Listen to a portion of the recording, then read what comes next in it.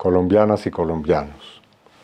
Esta intervención que tengo el honor de compartir con el expresidente Gustavo Petro Urrego, la hacemos en uso del derecho de la oposición a responder las alocuciones presidenciales. Su objetivo es presentar nuestra visión sobre la atención integral del desastre nacional que ha causado el terremoto del pasado 10 de agosto y exponer al país un plan para cumplir esa atención integral de la mejor forma.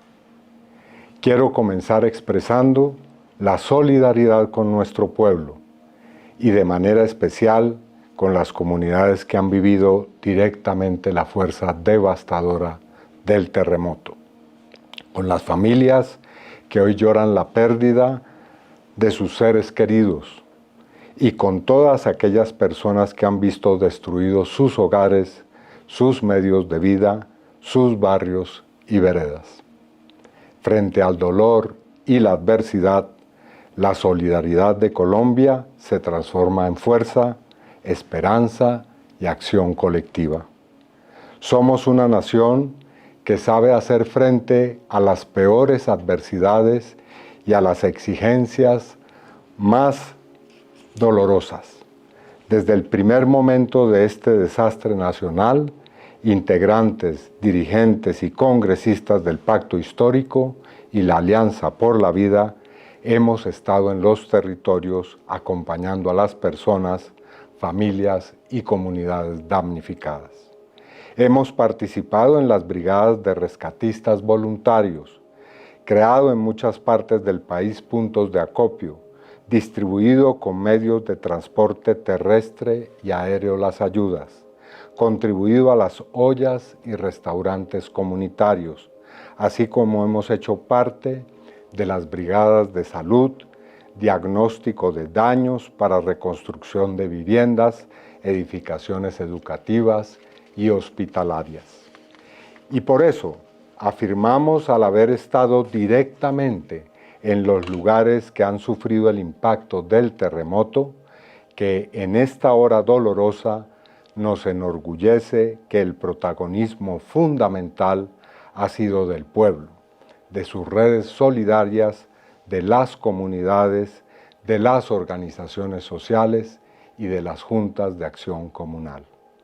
Una vez más ha quedado demostrado que solo el pueblo organizado salva al pueblo. Hemos acompañado y seguiremos acompañando a la ciudadanía, las comunidades, las organizaciones y movimientos sociales a seguir asumiendo la autoorganización, la formulación de planes de trabajo para la reconstrucción, a propiciar alianzas con universidades públicas, gobiernos territoriales y la gestión de la cooperación internacional para diseñar e implementar planes de reconstrucción y mejoramiento integral de las zonas que han sido afectadas. El Pacto Histórico, que es el partido político con la mayor bancada en el Congreso de la República, formula propuestas viables que contribuyen a superar la emergencia y a ejercer eficazmente el control político sobre la atención a este desastre y en especial sobre algunos aspectos que me permito mencionar. Primero, el estado de emergencia económica no puede deteriorar, óigase bien, en ninguna forma los derechos de las poblaciones más vulnerables y aquellas que han sido empobrecidas o de las capas medias que bajo nuestro gobierno experimentaron una mejoría sensible en su condición socioeconómica e incluso la salida de la condición de pobreza. Segundo, advertimos que Colombia enfrenta la posibilidad de una segunda emergencia, la sequía que ya comienza a manifestarse en incendios forestales y que puede agravarse con el fenómeno del Niño. No podemos permitir que el país sea sorprendido por la conjunción de estas dos tragedias, los efectos del terremoto en unas regiones y la sequía y los incendios en otras. Por eso afirmamos que es indispensable actuar desde ahora con prevención, coordinación y responsabilidad y con un plan nacional de carácter integral.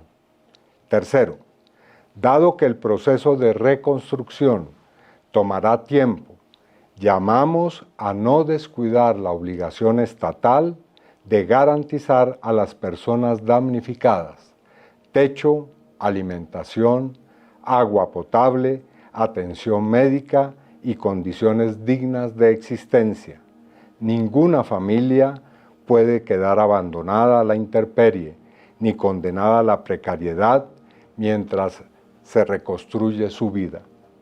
Cuarto, la ayuda debe llegar a todas y todos, sin discriminación alguna, sin importar la condición social, las convicciones políticas o religiosas, el origen étnico o el territorio donde se vive.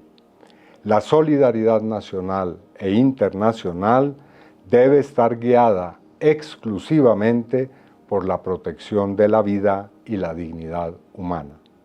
Quinto, solicitamos al Consejo de Estado que cuanto antes deje vigente la derogatoria de la prima especial de servicios por 18 millones de pesos para las y los congresistas, que había sido esa prima eliminada por decreto presidencial por el compañero presidente Gustavo Petro. También solicitamos al actual gobierno que destine exclusivamente esos recursos a la atención de las poblaciones víctimas del terremoto. Sexto, estaremos especialmente vigilantes a que el gobierno actual no vulnere nuestra soberanía. Una emergencia natural no puede convertirse en pretexto para normalizar la presencia de fuerzas militares extranjeras en territorio colombiano, ni mucho menos permitir que fuerzas foráneas ejerzan funciones de orden público o repriman a nuestra población bajo el argumento ficticio de prestar socorro. Colombia es una nación soberana. Toda presencia extranjera con fines de operaciones militares debe ser autorizada por el Senado de la República, como lo establece claramente el artículo 173 de la Constitución Política. Séptimo, llamamos a todas las fuerzas políticas a concertar de manera ágil una herramienta normativa que permita realizar la contratación directa del Gobierno Nacional con las juntas de acción comunal y con las organizaciones comunitarias para adelantar los planes y obras de reconstrucción, mejoramiento integral de las zonas afectadas. Colombianas y colombianos, en esta hora difícil debemos estar unidos alrededor de lo esencial: la vida, la dignidad, la solidaridad y la soberanía de Colombia. Que ninguna familia damnificada quede sola, que ninguna comunidad sea olvidada por más lejano que sea el sitio rural en el que esté, y que de esta tragedia surja, junto con la reconstrucción material, un acuerdo nacional sobre el deber de proteger nuestra naturaleza, nuestra gente y nuestra patria.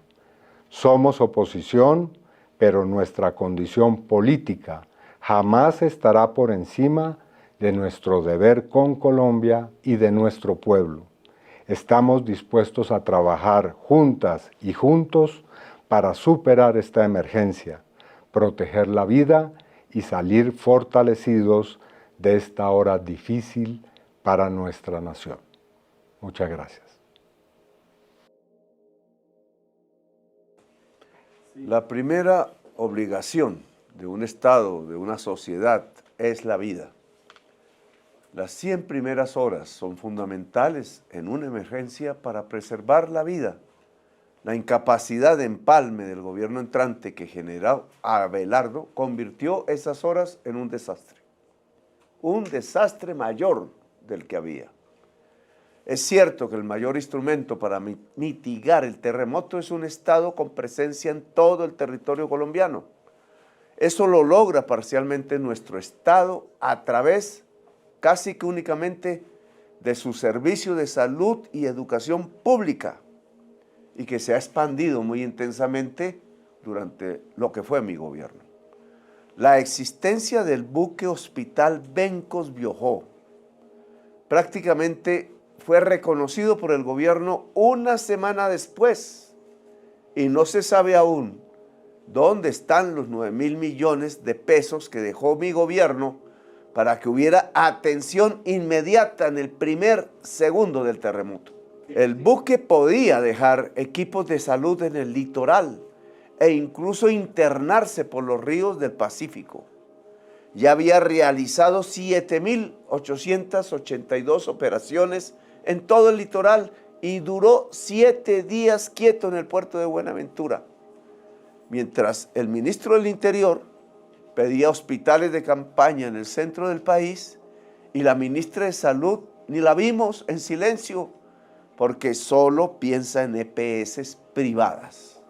El buque Bencos Biojó era público de nuestro sistema de prevención y atención de emergencias.